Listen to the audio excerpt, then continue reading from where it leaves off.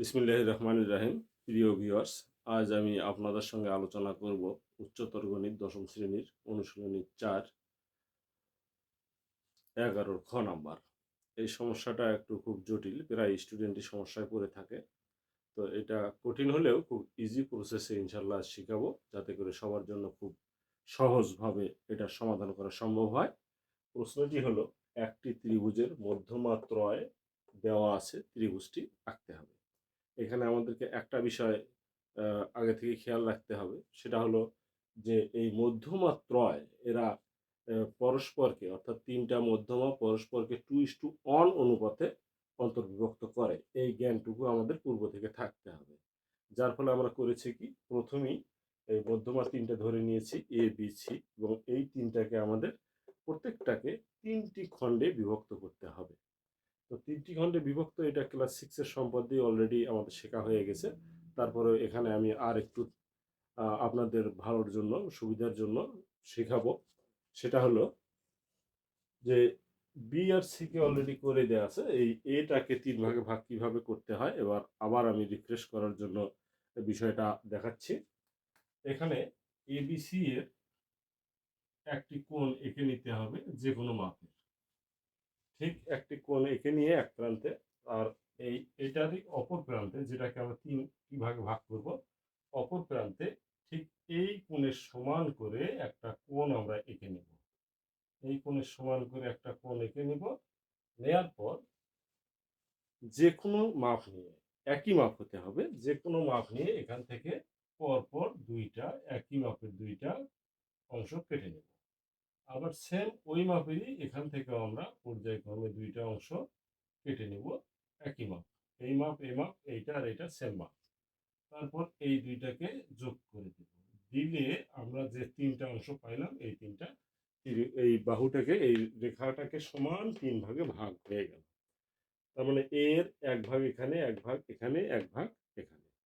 এইভাবে বাকি বি এবং সি, এই বাকি দুইটা মধ্যমাকেও আমরা 3টি সমান ভাগে ভাগ করে নেব। নেওয়ার পর আমাদেরকে করতে হবে কি, যে কোনো রেখা অংশ একটা এডি আমরা প্রথমে নিব। নেয়ার পর এখান থেকে এ এর সমান করে, পুরো এ মধ্যমাটার সমান করে, এ কে কেন্দ্র করে এখান থেকে আমরা একটা কেটে নিব। এ এর সমান করে কেটে নিলাম। এ এর সমান করে আমরা এখানে কেটে নেব, সেটা হলো এডি। তাহলে এডি অংশ, এডি নিলাম, তারপরে এখানে আমরা নেব এ ই, একটা অংশ কেটে নেব। এখন এই ই যে পাইলাম, অর্থাৎ একটা মধ্যমা আমরা এখানে পেয়েছি। এই মধ্যমা ঠিক একটা বিন্দুতে 2 ভাগ আর 1 ভাগ আছে, আমরা উপরের দিকে 2 ভাগ রেখে নিচের দিকে 1 ভাগ নিব। এখন এ, এই এ এর 3 ভাগের 1 ভাগ, অর্থাৎ a/3, এই অংশের মাপ করে ই কে কেন্দ্র করে এই পাশে একটা বৃত্তচাপ, এই পাশে একটা বৃত্তচাপ আমরা আঁকবো। এটা এফ বিন্দুতে ছেদ করলো, আর এটা জি বিন্দুতে ছেদ করলো। তো আমরা একটা মধ্যমা পাইলাম। এখন এ মধ্যমার কাজ শেষ। এখন বাকি যে দুইটি মধ্যমা আছে, একটা আছে বি আর একটা আছে সি, এই দুইটা মধ্যমার থেকে করতে হবে কি 2b/3, অর্থাৎ এইটা 2 ভাগের সমান, 2 ভাগের সমান ব্যাসার্ধ নিয়ে একটা বৃত্তচাপ জি কে কেন্দ্র করে আমরা একটা বৃত্তচাপ আঁকবো। আবার এফ কে কেন্দ্র করে আমরা এইটা, অর্থাৎ সি কে 3 ভাগ করে তার 2 ভাগ, অর্থাৎ এখান থেকে এই মাপটুকু নিয়ে এফ কে কেন্দ্র করে আর একটা বৃত্তচাপ আঁকবো। এই বৃত্তচাপ দ্বয় পরস্পরকে সি বিন্দুতে ছেদ করলো। সি বিন্দুতে ছেদ করলো, আমরা এইটাই একটা বিন্দু পাইলাম ত্রিভুজের এক কর্নারে। তাহলে এখন ই সি এখানে আমরা যোগ করে দেব। ইসি যোগ করে দেওয়ার পর এই ইসি কে আবার বর্ধিত করব আমরা এইচ পর্যন্ত। এইচ পর্যন্ত বর্ধিত করার পর, যেহেতু এটা ত্রিভুজের এক বাহু এবং এটা মধ্যমা, তাহলে এই ত্রিভুজের এই পাশে যতটা আছে ঠিক এই পাশে ততটা আছে। তাহলে সিই এর সমান করে এখান থেকে সি বি কেটে নিই। তাহলে আমরা মোটামুটি ত্রিভুজের 3টা বিন্দু পেয়ে গেলাম। তাহলে এখন আমরা এ বি আর এসি যোগ করে দিব। তাহলে আমরা ত্রিভুজ এবিসি পাইলাম। এই এবিসি আমার সেই নির্ণেয় বা উদ্দিষ্ট ত্রিভুজ আমরা পেয়ে গেলাম। এখন প্রশ্ন আসতে পারে যে আসলে আমাদের আদৌ এটা হইল কিনা। এটা মধ্যমা ঠিক আছে পাইলাম, কিন্তু বাকিগুলো কি হইল? বাকিগুলো একটু তোমরা খেয়াল করে দেখো যে এ থেকে এই মধ্যমা এখানে 2:1 অনুপাতে বিভক্ত করেছে।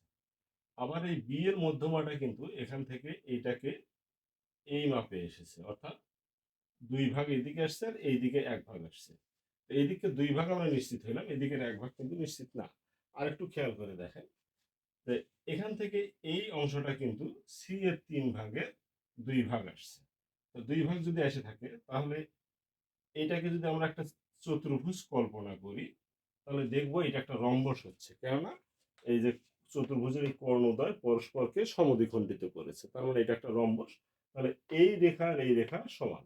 তাহলে এখানে আমরা 2 ভাগ পাইলাম বি এর, আবার এখানে সি এর 2 ভাগ যেহেতু, তাহলে এইটাও সি এর 2 ভাগ, 3 ভাগের 2 ভাগ। তার মানে এটা একটা মধ্যমার 2 ভাগ, এটা একটা মধ্যমার 2 ভাগ। অবশ্যই এদিকে 1 ভাগ আছে, এদিকে 1 ভাগ আছে। তাহলে আমাদের এবিসি ত্রিভুজটাই হলো নির্ণীয় ত্রিভুজ। তো আশা করি সম্পাদ্যটা খুব সহজ এবং সুন্দরভাবে বুঝতে পেরেছেন এবং আঁকা যাবে। তো আবার একটু রিফ্রেশ করি। প্রথমে মধ্যমা 3টা নিব। 3টাকে আমরা 3টি সমান ভাগে ভাগ করে নেব। তারপর যেকোনো রশ্মি থেকে একটা মধ্যমা সমান করে এই কেটে নেব।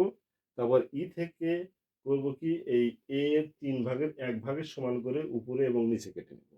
নেয়ার পর জি কে কেন্দ্র করে বি এর 2 ভাগের 1 ভাগ করে একটা বৃত্তচাপ, আবার সি এর 2 ভাগের 3 ভাগের 2 ভাগের সমান করে এফ কে কেন্দ্র করে আরেকটা বৃত্তচাপ। এরা পরস্পর যে বিন্দুতে ছেদ করবে সেটাই হলো সি।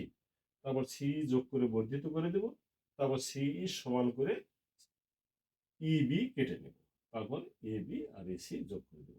তাহলে এ বি সি যে ত্রিভুজটা পাইলাম সেটাই আমাদের নির্ণীয় ত্রিভুজ হয়ে গেল। আশা করি খুব সুন্দরভাবে বোঝা গেছে এবং পরবর্তীতে এরকম সমস্যা আসলে নিশ্চয়ই পারা যাবে।